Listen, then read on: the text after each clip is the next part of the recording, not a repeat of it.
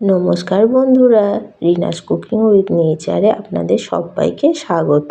চলে এসেছি আজকে রেসিপি নিয়ে। দারুণ স্বাদের একটা সিমের রেসিপি তৈরি করে দেখাবো, যেটা গরম ভাতের সঙ্গে খেতে কিন্তু দুর্দান্ত লাগে।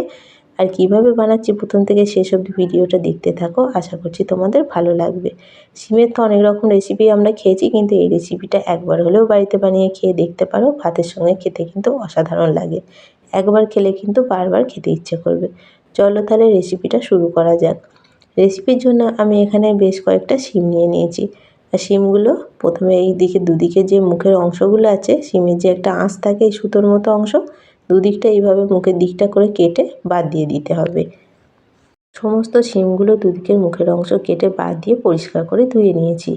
এবার শিমগুলোকে এইভাবে করে একসঙ্গে জড়ো করে নিচ্ছি। 5-6টা শিম নিয়ে এবার শিমগুলোকে 2 টুকরো করে কেটে নিচ্ছি। তোমরা 2 টুকরো নাও করতে পারো, গোটা গোটা রাখলেও কোনো অসুবিধা নেই। এরকমভাবে 2 টুকরো করে দিলেও কোনো অসুবিধা নেই। সমস্ত শিমগুলো একই রকমভাবে কেটে নিতে হবে। শিম তো কেটে নিয়েছি। এদিকে একটা কড়া বসিয়ে দিয়েছি। কড়ার মধ্যে দিয়েছি অল্প একটু জল আর অল্প দিয়েছি নুন। কেটে রাখা শিমগুলো দিয়ে দিলাম। শিমগুলো দিয়ে এবার ভালো করে সেদ্ধ করে নিতে হবে। খুব বেশি সেদ্ধ করে গলিয়ে নিলে চলবে না।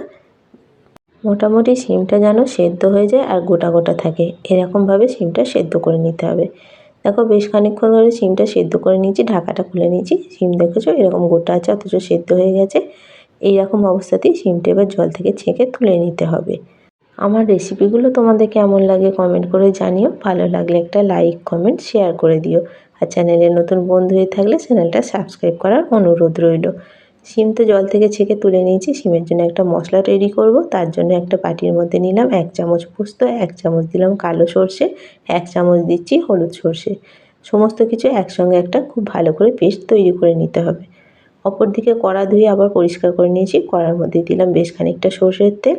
এর মধ্যে দিলাম কালো জিরে ফোড়ন। কালো জিরের সঙ্গে আর দুটো দিলাম চেরা কাঁচা লঙ্কা। ফোড়নটা খুব ভালো করে ভেজে নিয়েছি।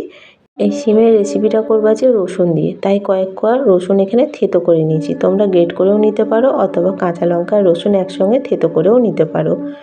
রসুনটা খুব ভালো করে ভেজে নিতে হবে, যাতে রসুনের কাঁচা গন্ধ না বেরোয়। রসুনটা দেখো হালকা লাল হয়ে গেছে, রসুনটা ভাজা হয়ে গেছে। এর মধ্যে দিলাম 2টো মিডিয়াম সাইজের পেঁয়াজ। পেঁয়াজগুলো খুব ভালো করে ভেজে নিতে হবে। পেঁয়াজ কুচিটা ভালো করে ভেজে নিয়েছি। এবার যে শিমটা সেদ্ধ করে রেখেছিলাম, শিম সেদ্ধটা এর মধ্যে দিয়ে দিলাম। এবার শিমটা দিয়েও খুব ভালো করে পেঁয়াজের সঙ্গে একটু ভাজা ভাজা করে নিতে হবে। শিমটা খুব ভালো করে দেখো পেঁয়াজের সঙ্গে একটু ভাজা ভাজা করে নিয়েছি। এবার এর মধ্যে দিচ্ছি পরিমাণ মতো নুন, অল্প দিলাম একটুখানি হলুদ। নুন আর হলুদ দিয়ে আবারও একটু ভালো করে মিশিয়ে নিতে হবে। শিমের তো অনেক রকম রেসিপি খেয়েছো বন্ধুরা, এই রেসিপিটা একবার হলেও ট্রাই করে দেখতে পারো। গরম গরম ভাতের সঙ্গে বা রুটির সঙ্গে খেতে কিন্তু অসাধারণ লাগবে। শিমটা ভালো করে ভেজে নিয়েছি। যে মশলার পেস্টটা তৈরি করে রেখেছিলাম, সেই মশলাটা দিয়ে দিলাম। মশলাটা দিয়ে খুব ভালো করে এবার কষিয়ে নিতে হবে। মশলাটা দিয়ে ভালো করে একটুখানি সমস্ত কিছু মিশিয়ে নিয়েছি। মিনিট খানেক সময় নিয়ে একটুখানি নাড়াচাড়াও করে নিচ্ছি। আর শিমগুলো একটু খুন্তি করে এইভাবে একটু ভেঙে ভেঙে দিতে হবে। শিমগুলো পুরো একদম গোটা থাকবে না, আবার ভেঙে একদম ভর্তার মতো তৈরি করে নিলেও হবে না। শিমগুলো একটু খুন্তি করে এইভাবে আধ ভাঙা মতো করে দিতে হবে। এরপর মিক্সির জারটা ধুয়ে অল্প দিলাম একটুখানি জল। জলটা দিয়ে খুব ভালো করে শিমটার সঙ্গে একটু মিশিয়ে নিচ্ছি। খুব ভালো করে মিশিয়ে নিয়েছি। এবার গ্যাসের ফ্লেমটা লো করে মিনিট খানেক সময় নিয়ে একটু ঢাকা দিয়ে এটা ভালো করে ফুটিয়ে নেব।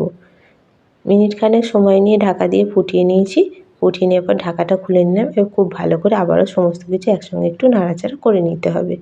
নামানোর আগে অল্প দিলাম একটুখানি চিনি। চিনিটা সম্পূর্ণ অপশনাল, তোমাদের পছন্দ হলে দিও, পছন্দ না হলে নাও দিতে পারো। সমস্ত কিছু খুব ভালো করে দেখো মিশিয়ে নিয়েছি। রসুন আর শিম তো পরিবেশনের জন্য একদম রেডি হয়ে গেছে। গ্যাসের ফ্লেমটা এবার অফ করে দিলাম। তো দেখতে কতটা সুন্দর হয়েছে, খেতে কিন্তু অসাধারণ হয়। একবার হলেও বাড়িতে বানিয়ে খেয়ে দেখো। আমি যেভাবে বানালাম আশা করছি তোমাদেরও ভালো লাগবে।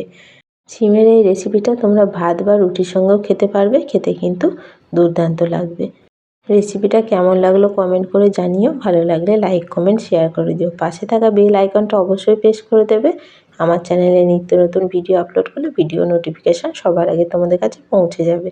ফিরে আসবো আবার অন্য কোনো রেসিপি নিয়ে। সম্পূর্ণ ভিডিওটা দেখার জন্য অসংখ্য ধন্যবাদ।